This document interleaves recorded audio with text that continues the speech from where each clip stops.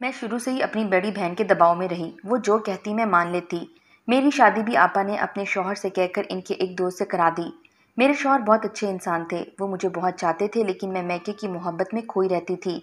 چونکہ میں بیاہ کر دوسرے شہر چلی گئی تھی اور میکے سے دور ہو گئی تھی، گھر والوں کے لیے اداس رہتی۔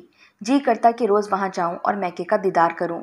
آپا بھی میری طرح دوسرے شہر بیاہ کر گئی تھیں، لیکن بعد میں وہ والدین کے شہر شفٹ ہو گئیں اور میکے کے نزدیک جا بسیں۔ وہ جب ملنے آتی میں ان کو کھوئی کھوئی ملتی۔ تب وہ کہتی، تم زبیر سے کیوں نہیں کہتی کہ لاہور چل کر رہیں؟ دیکھو میں کیسے اپنے میاں کو ماں باپ کے نزدیک بسانے میں کامیاب ہو گئی، تم بھی ایسا ہی کرو۔ میں نے بہت کوشش کی، زبیر کو کافی منایا، مگر وہ نوکری چھوڑ کر لاہور جا بسنے پر راضی نہ ہوئے۔ انہوں نے کہا کہ میں نے بڑی محنت سے یہ مکان بنایا ہے، سرکاری ملازمت ہے، میں ملتان کو چھوڑ کر لاہور شفٹ نہیں ہو سکتا، تمہیں میرے ساتھ یہیں رہنا ہوگا۔ وقت گزرتا رہا، میں کرتی رہی، 4 بچے ہو گئے۔ آپا مجھ کو اکساتی رہیں، مگر زبیر نے نہ ماننا تھا اور نہ میری مانی۔ وہ اپنے عزیزوں کے قریب ہی رہنا چاہتے تھے۔ آپا فون کرتیں، تمہارا شوہر ضدی ہے، اس کو تمہاری خوشی منظور نہیں۔ مجھے دیکھو، اپنے ارادے میں کامیاب رہی، میرے میاں نے میری بات مان لی۔ اب میں یہاں لاہور میں میکے کے نزدیک رہ رہی ہوں اور یہاں پر ہم بہت خوش ہیں۔ آپا کی ایسی باتیں مجھے اور اداس کرتیں اور میں ٹھنڈی آہیں بھر کر رہ جاتی۔ اسی طرح میکے کے نزدیک گھر لینے کی آرزو میں روتے سسکتے وقت اور بیت گیا۔ بچے بڑے ہو گئے۔ جب کبھی سال میں ایک بار میکے آتی، آپا کو خوش باش دیکھ کر دل میں حسرت اٹھتی۔ وہ بھی من میں دبی اس چنگاری کو اور ہوا دیتیں، جی محسوس کر کے واپس ملتان آ جاتی۔ اسی دوران میرے جیٹ آئے اور کہا کہ ہم تینوں بھائیوں کی اولاد اکٹھی ہو تو اچھا ہے، ہم کیوں نہ آپس میں رشتہ طے کر لیں، اب ہم کو اپنے بچوں کے بارے میں سوچنا چاہیے۔ یوں میرے شوہر نے اپنی مرضی سے اپنی چھوٹی بھائی کی بچیاں اپنے بیٹوں کے لیے مانگ لیں اور اپنی اکلوتی بیٹی بڑے بھائی کی بیٹے کو دینے کا وعدہ کر لیا۔ گھر آ کر میں نے زبیر سے کہا کہ آپ نے اپنے بھائیوں کا خیال کیا اور میرے بھائی کا نہیں کیا، حالانکہ میں سدرا کا اپنے بھائی کی بیٹے سے رشتہ کرنے کا وعدہ کر کر آئی تھی۔ تم نے پہلے یہ بات کیوں نہیں کہی؟ جب بات طے کر دی ہے اب کہہ رہی ہو؟ پہلے بھی کبھی تم نے مجھ سے ایسی بات نہیں کی، اور کل بھی میں نے بچوں کے رشتے طے کرتے وقت تم سے پوچھا تھا، تم وہاں چپ رہی۔ اب بات ہو چکی ہے، اب کچھ نہیں ہو سکتا۔ بے شک میاں غلطی پر نہ تھے، انہوں نے میری مرضی پوچھی تھی اور میں چپ رہی تھی، لیکن اب بہن مجھ کو اکسا رہی تھی کہ منگنی نکاح تو نہیں ہوا، صرف زبانی وعدہ ہوا ہے، انکار کیا جا سکتا ہے۔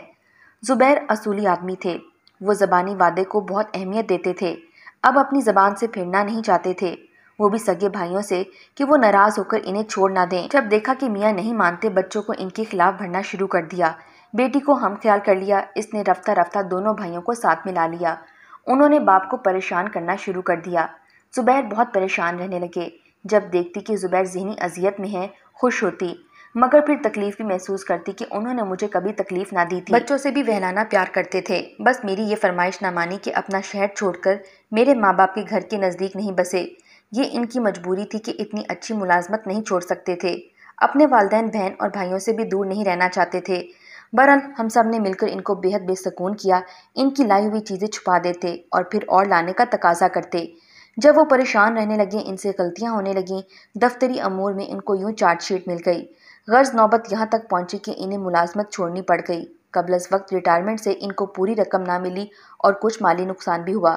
بہرحال کچھ دنوں بعد انہوں نے اپنا کاروبار شروع کیا۔ مجھے یقین تھا کہ وہ کاروبار میں کامیاب نہیں ہوں گے تو بد دل ہو کر کہیں گے کہ اچھا چلو لاہور چل کر رہتے ہیں، لیکن اللہ نے ان کی مدد کی اور جلد ہی ان کا کاروبار جمنے لگا۔ ادھر آپا کا فون آیا کہ اب زبیر ریٹائر ہو گئے ہیں، اب تو یہاں آ جاؤ، میرے میاں نے جنرل سٹور کھول لیا ہے اور اب ہمارے وارے نیارے ہیں، تم لوگوں کے بھی دن سنور جائیں گے، لاہور بڑا شہر ہے، وہاں ملتان میں کیا رکھا ہے، دیکھو تو ہم کتنے خوش اور خوشحال ہو گئے ہیں۔ ان کی ایسی باتوں سے میرا سکون ختم ہو گیا۔ میں نے خامند کا خلوص دیکھا اور نہ ہی اپنے بچوں کا بھلا۔ بہن کا پڑھایا ہوا سبق میرے دماغ میں گھس گیا تھا کہ میاں کا کاروبار جمنے نہیں دینا، اگر جم گیا تو یاد رکھنا اپنے میکے سے ہمیشہ دور رہو گی۔ انہی دنوں میرا بڑا بیٹا باپ کے ساتھ کاروبار میں ان کا ہاتھ بٹانے جا رہا تھا، میں نے اسے روک دیا۔ گھر کا ماحول اتنا خراب کیا کہ زبیر سخت دل برداشتہ ہو گئے، بچے نافرمانی کرتے اور باپ کا کہا نہ مانتے۔ میں نے ان کے دلوں میں لاہور جا بسنے کی آرزو بسا دی تھی۔ زبیر بالکل اکیلے ہو گئے اور بے بس ہو کر بستر پر گر گئے۔ انہوں نے ہم سب سے کلام ترک کر دیا اور ہم نے سامان باندھ لیا اور اب اپنی آرزو کو خود پورا کرنا تھا۔ میں بچوں کو لے کر میکے آ گئی اور وہ گھر اور بزنس سنبھالنے کو اکیلے رہ گئے۔ جب مرد کو گھر میں ذہنی سکون نہ ملے تو وہ کاروبار میں یکسوئی کیسے حاصل کر سکتا ہے؟ جن کے لیے جی جان سے میاں جی محنت کر رہے تھے وہی ان کو اکیلا کر کے چلے گئے۔ وہ اتنی ہمت کہاں سے پاتے کہ تنہائی اور اکیلے پن سے بھی لڑتے رہتے اور کام پر بھی توجہ دیتے، جبکہ انت تک محنت ہی کاروبار کو کامیابی سے ہمکنار کرتی ہے۔ نیا نیا کام تھا، اجڑ کر رہ گیا۔ وہ بار بار خط لکھتے، پیغام بھجواتے کہ واپس آ جاؤ، مجھے نہ اجاڑو، گھر اور بچوں کو برباد نہ کرو۔ وہ بیمار پڑ گئے، ہم لوٹ کر نہ گئے۔ وہ رو رو کر التجا کرتے، میرے والدین سے فریاد کرتے، والدین مجھے سمجھاتے، میں شوہر کی جھوٹی جھوٹی شکایتیں بیان کر دیتی۔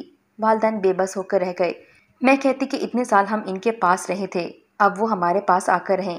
ایک دن وہ آ گئے، بچوں سے کہا، میرے لختے جگر، دل کے ٹکڑوں، میرا قصور تو بتاؤ، آخر تم لوگ مجھے کس بات کی سزا دے رہے ہو؟ ہم کیا قصور بتاتے، ہمارے دل اور دماغی زنگ آلود ہو چکے تھے۔ وہ میری ایک سہیلی رابعہ کے پاس گئے کہ تم عتیقہ کو سمجھاؤ، میری بیوی نے بچوں کو بھی اب مجھ سے باغی کر دیا ہے اور میرا گھر برباد ہو گیا ہے۔ رابعہ نے آ کر مجھے سمجھایا کہ ایسا نہ کرو، شوہر سے بڑھ کر کوئی نہیں ہوتا، وہ غمزدہ رہتے ہیں، کہیں بیمار نہ پڑ جائیں، گھر واپس جاؤ۔ عورت کا گھر وہی ہوتا ہے جہاں وہ بیاہ کر جاتی ہے، میکے والدین تک، بعد میں بہن بھائی کوئی سہارا نہیں دے گا۔ میری بجائے آپا نے رابعہ کو جواب دیا کہ اتنے برس میری بہن نے اپنوں سے دوری کاٹی ہے، اب زبیر بھائی اپنوں سے دوری کاٹیں، ان کو بھی پتہ چلے کہ ماں باپ بہن بھائیوں سے دوری پر کیا گزرتی ہے۔ رابعہ نے آپا سے کہا، وہاں زبیر بھائی کے سب لوگوں سے کاروباری رابطے اور تعلقات ہیں اور ان کے دوست ہیں ملتان میں، ان کی برادری ہے، بھائی ماں باپ ہیں، وہ سب آڑے وقت میں مدد کرنے والے ہیں۔ یہاں لاہور میں ان کے لیے نئے سرے سے کام کرنا آسان نہیں ہوگا، یہاں ان کی کون مدد کرے گا؟ تم کیوں فکر کرتی ہو؟ یہاں ہم جو ہیں ہم مدد کریں گے، آپا نے جواب دیا۔ نند نے میرے شوہر سے کہا کہ تمہاری بیوی اور اولاد تم کو چھوڑ کر چلی گئی ہے، اتنے بڑے گھر میں تم اکیلے ہوتے ہو، ایسا نہ ہو کہ رات کو کوئی چوری کی غرض سے آئے اور تم کو اکیلا پا کر خدا نخواستہ ختم کر دے۔ بولے یہ اچھا ہی ہوگا کہ روز روز مرنے کی بجائے میں ایک ہی دن مر جاؤں۔ ایک دن اطلاع ملی کہ ایک چھوٹے دیور کا انتقال ہو گیا ہے، ہم ملتان گئے، وہاں آنے جانے والی عورتوں نے پوچھا کہ تم میاں کا گھر چھوڑ کر کیوں چلی گئی ہو؟ تو میں نے سبھی سے میاں کی غلط شکایتیں کی۔ اس پر عورتوں نے زبیر کو برا سمجھنے کی بجائے مجھ کو ہی سمجھایا کہ تم مان جاؤ اور میاں کو دوش مت دو، کیونکہ تمام عرصہ زبیر نے تمہارا خیال رکھا ہے، اتنا اچھا گھر بنایا ہے، تمہارے لیے محنت کی ہے، کمایا ہے، اب اس عمر میں ان کو اکیلا کر جانا ٹھیک نہیں ہے۔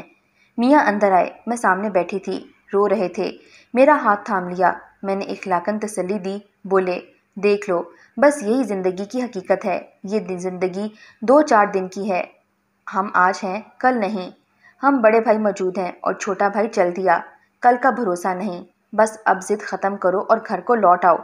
5 سال کی بے رخی اور جدائی ختم کی اور آخر ہم گھر چلے آئے۔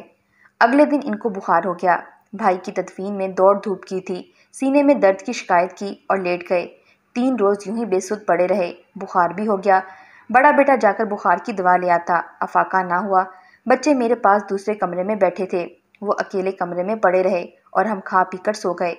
اچانک جانے کیا ہوا، صبح اٹھ گئے اور رات کے پہنے لباس میں ہی گھر سے نکل گئے، جیب میں بٹوا بھی نہیں رکھا۔ اس دن سخت سردی تھی، بارش بھی شروع ہو گئی، ہم نے خیال نہ کیا کہ سردی میں بارش بھی ہو سکتی ہے، اور وہ بخار میں تھے، کوئی ان کے پیچھے تلاش میں نہ نکلا، خود ہی آ جائیں گے، شاید دوا لینے گئے ہوں گے، رات تک نہ آئے۔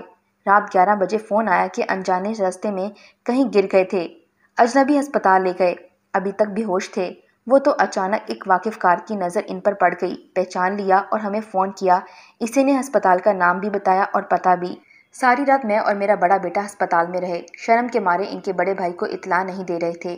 صبح ہم نے ان کو اطلاع دی، وہ دوڑے آئے، گھر لے آئے، نندے اور بھاوجے بھی آ گئیں، میں شرم سے چپ، کیا کہتی، دعا کرتی رہی کہ سلامت رہیں ورنہ سسرال والوں کو کیا جواب دوں گی۔ خدا کی مرضی، ان کی زندگی اتنی ہی تھی، ہوش میں آئے تو بہکی بہکی باتیں کرنے لگے، ان کے ذہن پر اثر ہو گیا تھا، مجھ کو پہچان نہیں رہے تھے اور نہ ہی بچوں کو، کہتے تھے کہ تم لوگ کون ہو؟ اب ہم پریشان تھے کیونکہ ایسی ذہنی حالت میں زبیر کو سنبھالنا مشکل کام تھا۔ ان کے بڑے بھائی نے ہماری پریشانی کو بھانپ لیا اور اپنے گھر لے گئے کہ اپنے بھائی کا میں خود خیال رکھوں گا، آپ لوگ نہیں رکھ سکتے۔ زبیر وہاں چند روز رہ کے اس جہان فانی سے کوچ کر گئے۔ اب ہم کو احساس ہوا ہم سے کتنا بڑا ظلم ہوا ہے، وہی گھر جس میں رہنے سے میں بھاگ رہی تھی، اسی نے مجھے اور میرے بچوں کو پناہ دی۔ میکے والوں نے آسرا نہیں دیا مگر جیٹ نے سہارا دیا، جانے والا تو چلا گیا، تم تو اپنا گھر چھوڑ کر نہ جاؤ۔ میں نے میکے میں بھی رہ کر دیکھ لیا، وہاں بھی 4 دن کی چاندنی تھی۔ اب کوئی اس ڈر سے ساتھ چلنے کو نہیں کہتا تھا کہ 4 افراد کا یہ کنبہ کون رکھے، بچے کی شادی کی ذمہ داری کون اٹھائے گا۔ بھائی خاموش تو بھابیاں تلقین کر رہی تھی کہ جو عزت اپنے باپ کے گھر میں رہ کر بچوں کو ملتی ہے وہ کہیں نہیں ملتی۔ زبیر کچھ سرمایہ چھوڑ کر گئے تھے، وہی کام آیا، مگر یہ رقم بھی رفتہ رفتہ ختم ہو گئی۔ آپا جو کہتی تھیں ہم جو ہیں ہم مدد کریں گے، وہ سب زبانی جمع خرچ تھا، وہ بھی دم سادے تھیں۔ چند روز رہ کر چلی گئیں، دوبارہ نہ آئیں، بس فون پر لفظی تسلیاں دیتیں، مالی مدد نہ کی۔ اب مجھے آٹے دال کا بھاؤ معلوم ہو چکا تھا۔ مالی مدد جو کی وہ جیٹھ اور نندوں نے کی، دکھ سکھ میں ساتھ دیا۔ والدین ضعیف ہو چکے تھے، وہ خود اپنے بچوں کے محتاج تھے۔ اب زبیر کی محبت یاد آتی اور ان کی کمی شدت سے محسوس ہوتی۔ بچوں کو بھی عقل آ گئی، باپ کو یاد کر کر کے روتے تھے، جس نے عیش کرایا اور خود محنت کی، ساری عمر ہمارا خیال رکھا۔ انہی دنوں جب پریشانی سے سخت جی ماندہ تھا، کسی نے بڑے لڑکے کو گالی دی۔ اس نے غصے سے پتھر اٹھا کر دے مارا، اس لڑکے کا سر پھٹ گیا، خون بہنے لگا، اس کو لوگ ہسپتال لے گئے، میرے لختے جگر کو حوالات لے جا کر بند کروا دیا۔